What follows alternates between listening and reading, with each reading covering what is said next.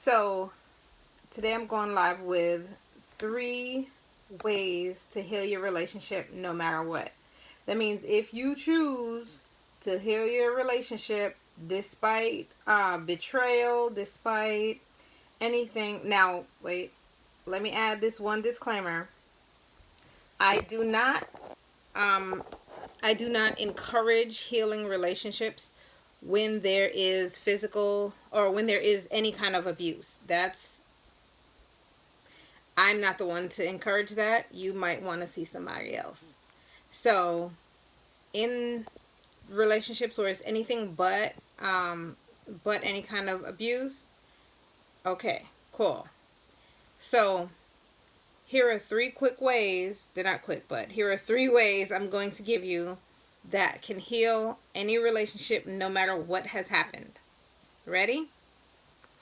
The first one is commitment. Now, when I say commitment, I mean being committed to the process, being committed to the entire healing process, which is going to take time depending on what the issue in the relationship is. Depending on if the issue was an infidelity, it's going to absolutely take time. So, commitment to the long journey, commitment to the process, and commitment to your partner is going to be essential in order to get through this. If something happens where one partner is more committed than the other, then that's going to cause a shift. It's going to cause an imbalance, and the partner who is more committed is actually going to start looking at it as, oh, you know what? I'm the one trying to work and make this work. I'm the one doing it, all this work. I'm the one that's being 100% committed, and you're not putting your all in there. So that's just going to cause for a totally different issue. Being committed 100% to this process is going to be essential to the success of whether the relationship can get through it or not. So if either of the partners feel at any point that they're putting out more, like I said, there's going to be resentment. And where there's resentment, if not addressed quickly, that'll snowball into something completely different. So if you're going to do this, if you're going to take on this process, if you're going to decide, okay, you know what, let's go ahead, let's try to save this relationship, let's get through everything, all the hurt, everything, let's try to work it out. If you're going to choose to do that, you're going to have to stay committed even on the days where it does not particularly feel pleasant, even on the difficult days, on the days where you're like, wait, I may want to rethink this, hold on. That's going to be those days that you have to stick with it if this is a decision that you decide is best for you. Now, 2 is, let me think of the word for it. It's at the tip of my tongue too. Communication. There you go. I don't know why I forget that, but it's going to take a hell of a lot of communication in order to get through any hurt, because at the breakdown of any relationship is hurt. So in order to get through that, it's going to take some serious communication. It's going to take some heart to hearts. It's going to take some tough, some courageous conversations. It's going to take all of that in order for you to be able to break through, in order to be able to see, oh, well, this is where we went wrong. Oh, okay, well, this is how I handled it. Oh, all right. So I see when I handled it this way, it hurt you. Or, I see I was looking for this. So instead of coming to you for it, I went to search in another person for it. Things like that that's what needs to be discussed in the courageous conversations that you're gonna need to have. And to be honest, those conversations are gonna hurt. Some of those conversations are going to highlight, hey, look, this is what you said, this is what you did, and when you did this or when you said that, this is how I felt because. And none of us like to hear criticism. None of us like to hear that we're anything shy of perfect. So at this point in time, you're going to have to buck up. You're going to have to be able to take the criticism. Of course, it's constructive criticism, because the idea and the goal is not to tear down the relationship again. The idea and the goal is to rebuild it. A belief that I have is you cannot rebuild the foundation of a relationship. However, what you can do is take parts of the foundation and build a new one. That's just my belief.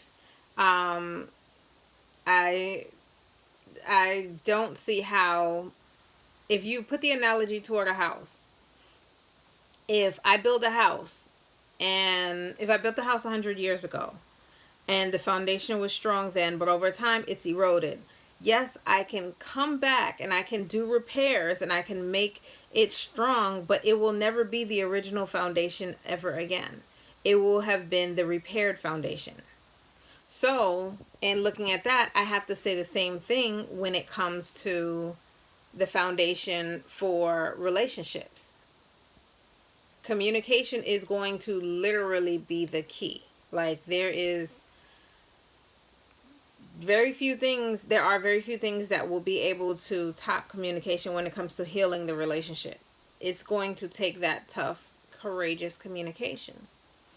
And it's going to hurt like hell at times. But when you get to the other side, you're going to have the clarity. You're going to have the closeness.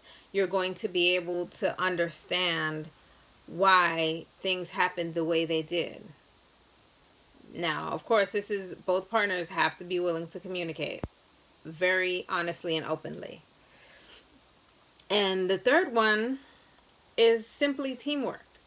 If you guys are both in this together, you guys are both looking to heal the relationship, you have to work as a team. It's going to be teamwork.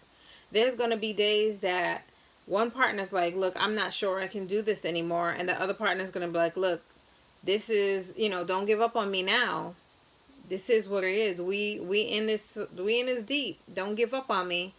We decided to work it out, so let's do it. Let's see this thing through.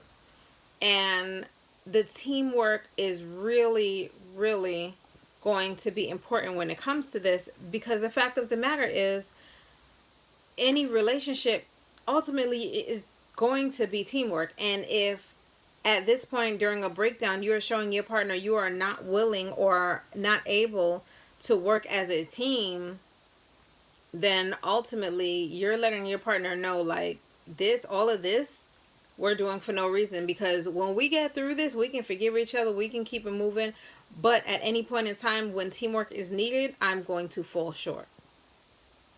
So that's always a red flag I look for now in relationships, after learning the hard way, is when I spot in a relationship that somebody just consistently cannot work as a team, then I cannot realistically expect them to suddenly start working as a team down the line.